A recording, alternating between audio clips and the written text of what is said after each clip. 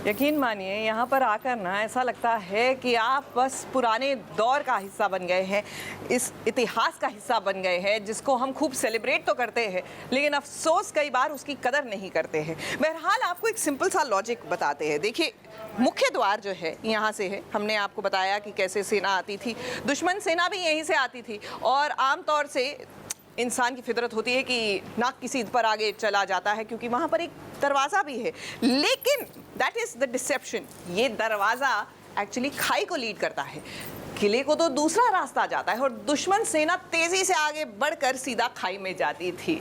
जी हाँ, मुख्य दरवाज़ा जहाँ पे लोग खड़े हैं वो किले को जाता था और कुछ इस तरह हमारे ये जो किले हैं डिज़ाइन किए गए थे बड़े ही साइंटिफिकली।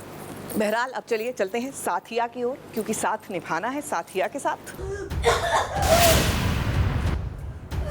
क्या हो? बहुत तकलीफ हो रही है तुझे?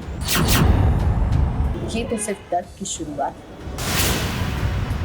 तुझे तो मैं इतनी तकलीफ दूंगी कि हर रोज तेरे पे दर्द की बिजलियां गिरेंगी।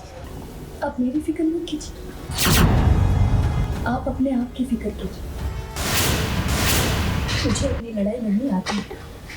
एक म्यान में दो तलवारें रह सकती हैं, ये डेली सोप में आपने अक्सर देखा होगा। जो पहले कभी घर में रहा करती थी साथ साथ, अब देखिए वो जेल में भी एक दूसरे का साथ दे रही हैं।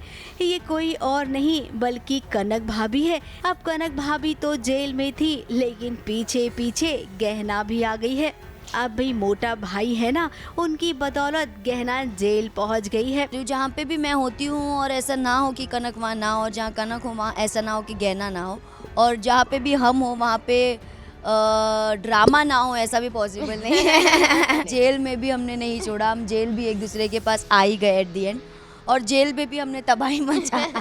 अब जो बदला है कनक बाहर नहीं ले पाई थी गहना से, वो जेल के अंदर लेगी।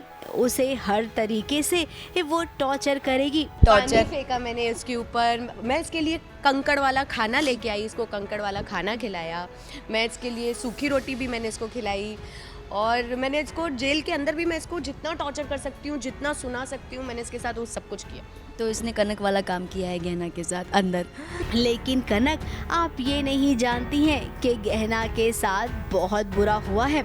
उसकी अपनी बहन और माँ ने उसे धोखा दिया है और उस पर अब बा भी नहीं मानती हैं गहना को।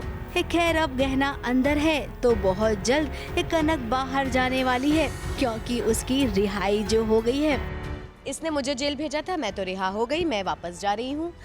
और देखो, भगवान की लाठी ये जेल पहुँच गई है और मैंने अभी जेल से रिहा होते ही पहली बद्दुआ इसको दी है कि ये इसी जेल में ज़िंदगी भर सड़े और कभी बाहर ना आए।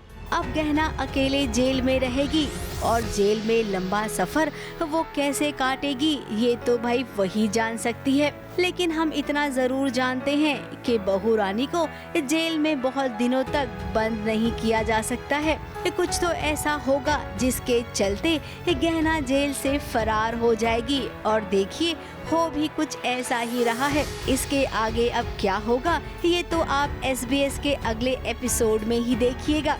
मुंबई से कैमरामैन सुजीत मिश्रा के साथ ABP न्यूज रिपोर्ट।